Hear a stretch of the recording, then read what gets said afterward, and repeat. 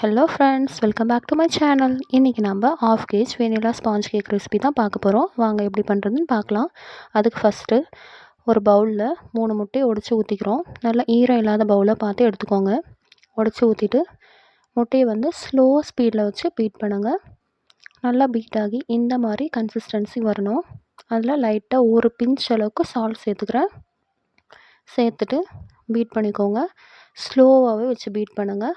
ஒரு ஃபோமி கன்சிஸ்டன்சிக்கு வந்ததுக்கப்புறம் இந்த மாதிரி நுரைச்சி வந்ததுக்கப்புறம் அதில் 3/4 கப் அளவுக்கு நான் பவுடர் சுகர் எடுத்து வச்சுருக்கேன். அதை கொஞ்சம் கொஞ்சமாக ஒரு 2-3 பேட்சாக போட்டு பீட் பண்ணிக்கலாம். நீங்கள் சுகரை கூட ஆட் பண்ணிக்கலாம். சுகர் ஆட் பண்ணனா கொஞ்சம் டிஸ்வால்வ் ஆகிறதுக்கு லேட் ஆகும். முட்டையோட ஃபோமி கன்சிஸ்டன்சி ஸ்பாயில் ஆக சான்ஸ் இருக்குது. அதனால் நான் பவுடர் சுகர் ஆட் பண்ணுறேன். நீங்கள் ஐசிங் சுகர் கூட எடுத்துக்கலாம். ஒரு 2-3 பேட்சாக போட்டு நல்லா பீட் பண்ணிக்கோங்க. ஸ்லோ ஸ்பீட்லேயே வச்சு பீட் பண்ணுங்கள்.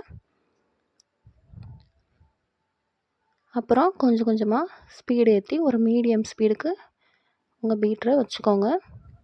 வச்சுட்டு முட்டையோட அந்த எல்லோ கலர் ஃபுல்லாக ஒயிட் கலர் ஆகிற வரைக்கும் பீட் பண்ணிக்கோங்க. அப்புறம் அதில் ஒரு மூடி வெனிலா எசன்ஸ், ஒரு மூடி பைனாப்பிள் எசன்ஸ் சேர்த்து ஜஸ்ட்டு ஒரு மிக்ஸ் மட்டும் பண்ணிக்கோங்க. இதில் நான் 1/2 கப் ஆல் பர்பஸ் பவுடர் எடுத்திருக்கேன். மைதா, பிராண்டட் மைதாவை எடுத்துக்கோங்க. இதுவும் நம்ம சுகர் எப்படி ஆட் பண்ணமோ அதே மாதிரி 2-3 பேட்சாக சேர்த்து நம்ம பீட் பண்ணிக்கலாம். ஏன்னா நம்ம இதில் ஆயிலோ மில்க்கோ ஆட் பண்ணுறதில்ல. அதனால் அப்படியே ஃபுல்லாக கொட்டிடாமல் 2-3 பேட்சாக போட்டுக்கோங்க. ஸோ நம்ம கட்டியாகிறது கட்டியாகாமல் பார்த்துக்கலாம். ஃபுல்லாக போட்டோன்னா ஒழுங்காக மிக்ஸ் ஆகாமல் அங்கங்கே கட்டி கட்டியாக தெரியும்.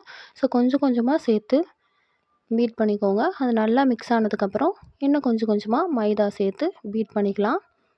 அதே சமயம் நம்ம முட்டை அந்த ஃப்ளஃபினஸ் போகாமையும் பீட் பண்ணிக்கணும். நல்ல எக்ஸ்பீரியன்ஸாக இருந்தால் நம்ம பீட்ரு வச்சு பீட் பண்ணிக்கலாம். சப்போஸ் நீங்கள் இப்போ தான் பிகினர்ஸாக இருக்கீங்கன்னா விஸ்க் வச்சு பீட் பண்ணிக்கோங்க. முட்டையை பீட் பண்ணி முடிச்சதும் மைதா ஆட் பண்ணும்போது விஸ்க் வச்சு மிக்ஸ் பண்ணிக்கோங்க. அடுத்து நான் எல்லோ கலர் ஸ்பாஞ்ச் கேக் செய்கிறதுனால எல்லோ ஃபுட் கலர்ஸ் ஒரு 4-5 ட்ராப் ஆட் பண்ணிக்கிறேன். ஆட் பண்ணி அந்த ஃபுட் கலர் ஃபுல்லாக நம்ம பேட்டரோட மிக்ஸ் ஆகிற அளவுக்கு பீட் பண்ணிக்கலாம். பீட் பண்ணிவிட்டு நான் ஆல்ரெடி டின்னை க்ரீஸ் பண்ணி வச்சுருக்கேன். பட்டர் பேப்பர் போட்டு ஆயில் போட்டு க்ரீஸ் பண்ண டின்னில் நம்ம பேட்டரை ஊற்றிக்கலாம். ஊற்றிட்டு நல்லா எல்லா சைடும் ஸ்ப்ரெட் ஆகிற மாதிரி பார்த்துக்கோங்க. அப்புறமா 2-3 டைம் நல்லா இப்படி டேப் பண்ணி விட்டுக்கோங்க. அப்போ தான் so that air bubbles release ஆகும். இல்லாட்டி நம்ம கேக்கில் ஏர் பபிள்ஸ் அப்படியே இருக்கும். அடுத்தது நான் இன்றைக்கி ஓவன் இல்லாமல் குக்கரில் தான் பேக் பண்ணி எடுத்திருக்கேன். பாருங்கள் எவ்வளோ கரெக்டாக செம்ம ஸ்பாஞ்சியாக வந்திருக்கு. நீங்களும் இதே மெத்தட் ஃபாலோ பண்ணி கேக் செஞ்சு பாருங்கள். செம்ம டேஸ்ட்டாக இருக்கும்.